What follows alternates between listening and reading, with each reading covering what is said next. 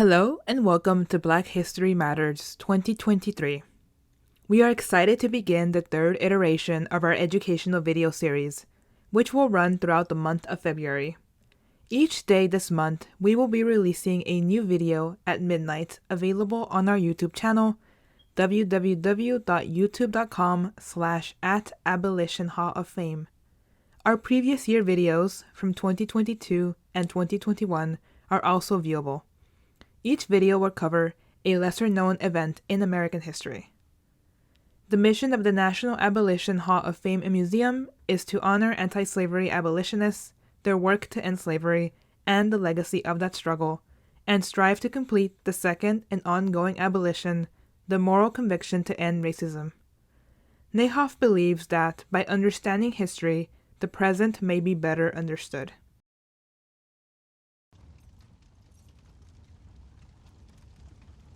Welcome to today's presentation, Race Relations and the Cincinnati Riot of 1829. The story of what happened in Cincinnati in the summer of 1829 highlights the anxieties between communities in which whites, white immigrants, free blacks, and free black people attempted to coexist within a single city. In some ways, these racial tensions reflect the anxieties plaguing our communities today. In the early 1800s, Cincinnati was a place under great transformation. In 1803, Ohio passed its first constitution, making it the 17th state to join the United States of America. Because of the Northwest Ordinance of 1787, which had set the Ohio River as a geographic divide between free and slave states, Ohio joined the Union as a free state and forbade slavery. However, Ohio's early population was comprised of many whites who immigrated from the South. They traveled up the Ohio River seeking new opportunities, and therefore, the state of Ohio adopted the economic style and many policies that were prominent in southern states. The Southerners did not want to grant black people rights, and therefore allow the imposition of what we call black laws. So-called black laws limited the power of free black people and were imposed by both southern and northern states. In the South, they were meant to control and limit the power of the free black population, who they saw as representing a threat to slave society.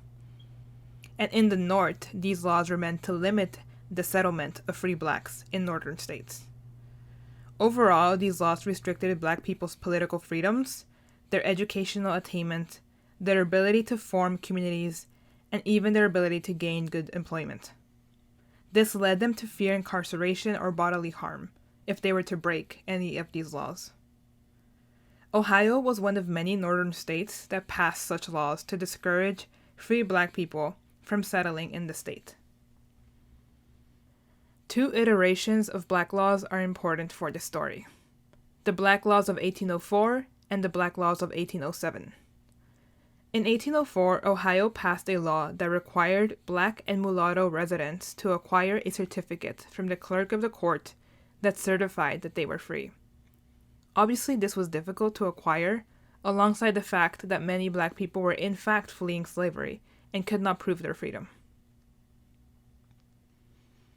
In 1807, another black law required black and mulatto residents to acquire a $500 surety bond.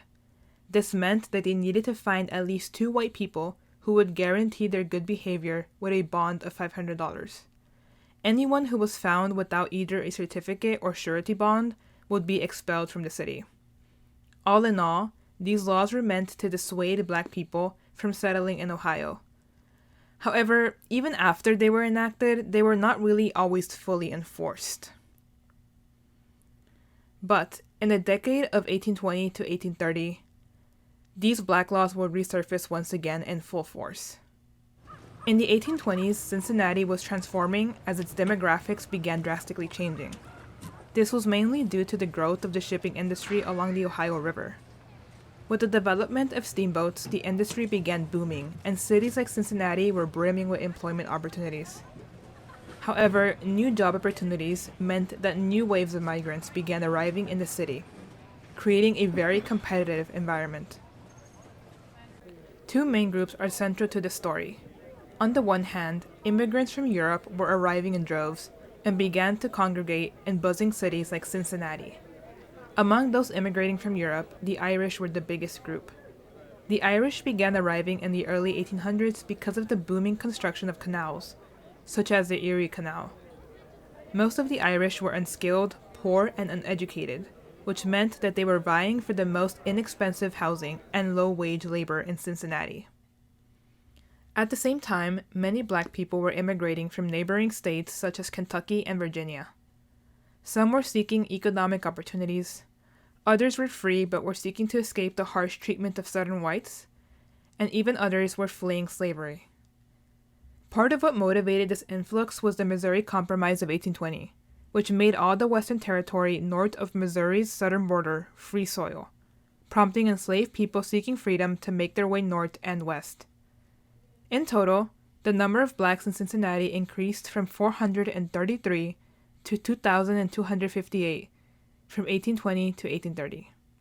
Percentage-wise, this was an increase from being 4.5% of the city's population to composing 9% of the city's population.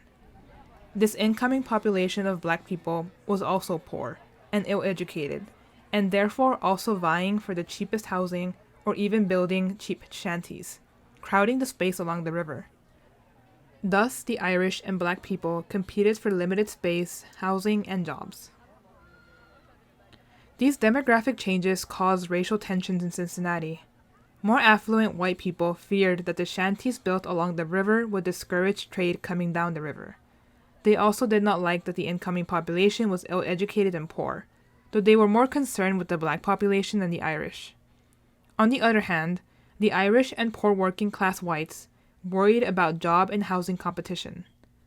Additionally, around the year 1826, the American Colonization Society, whose goal was to promote the immigration of black Americans back to Africa, set up a chapter in Ohio. To promote their agenda, they spread propaganda that claimed black people were a threat to society. Their claims took hold, and in addition to everything else, this increased racial tensions and anxieties. In June 1829, government authorities announced that they would be enforcing the black laws of 1804 and 1807. Black residents now needed to post a surety bond of $500 within 30 days or face expulsion from the city and state. Some claimed this law would only apply to vagrants and runaways, and was also meant to limit the migration of new black people, not affect those already residing there. But several native Ohioans correctly feared that this would target them too. By this point, around 1828, many black residents had already begun to see migration as an option. They knew that there were places where they would be more welcome, such as Canada. Of course, some simply refused to leave their homes, but a local black leader, James Charles Brown, was at the forefront of the movement to find a place elsewhere. Seeing the writing on the wall, back in 1828, he and other community leaders sent 2 agents to Canada to secure land that would be used to create an independent black settlement in Ontario. They secured the land and set up the Wilberforce settlement. However, the state and city's decrees in 1829 presented a challenge, as it felt like time had finally run out.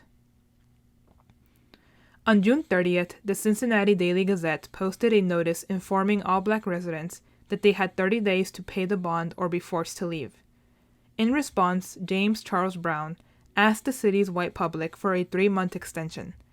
In this time, he and others hoped to plan and execute the exodus of the city's black residents to Canada or to nearby states. To pacify the public, he issued daily updates in the Gazette about his progress, from July 30th until August 10th. However, this was not enough to stave off the mob.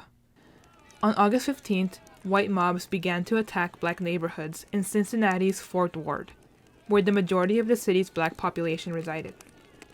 For 2 weeks, from August 15th to the 22nd, a white mob composed of around 200 to 300 people attacked black residents and burned down their homes and businesses. The mob was led by mainly white Irish immigrants, who upon moving to Cincinnati had adopted the white supremacy that ingrained in them the idea that they had a superior right to housing and jobs in the city. The mob terrorized the black population and created a mass exodus. the police did nothing to stop the mob until the 24th of August, when the mayor intervened by imposing fines on a few of the white rioters, while freeing black residents who had been arrested in the mayhem. The mob violence and destruction caused an estimated 1,100 and 1,500 people of color to leave Cincinnati, more than half of the city's black population. Some settled elsewhere in the United States, while a smaller group moved to Canada, many joining the Wilberforce settlement. This led to a significant decrease in the black population of Cincinnati and Ohio. Those who remained in Cincinnati, and black residents who would join them later, suffered further violence by white rioters in 1836 and 1841. Not until later did the black population of Cincinnati grow significantly enough that they were able to secure their rights in the city. Although this incident demonstrates that anti-black violence in the North was not uncommon, in the stories of these residents who were forced to flee, we also see the resilience and spirited nature of those who engaged in a continuous search for freedom. Those that remained exemplified the unmoving commitment to claim their rights and place on American soil, despite the mob's efforts to scare them off. Those that fled saw opportunities where they and their families could thrive, away from the racial hierarchies imposed on them. Both groups demonstrated an unwavering commitment to freedom. Thank you so much for joining us in today's presentation. Please help us by completing a brief survey at the link on your screen and also available in the video description. Your feedback will help NAHOF receive funding and help plan future projects. Additionally, please contact NAHOF with any questions or comments, or if you're interested in learning more about the organization. Don't forget to follow us on social media, and we hope to see you at our next presentation. Thank you.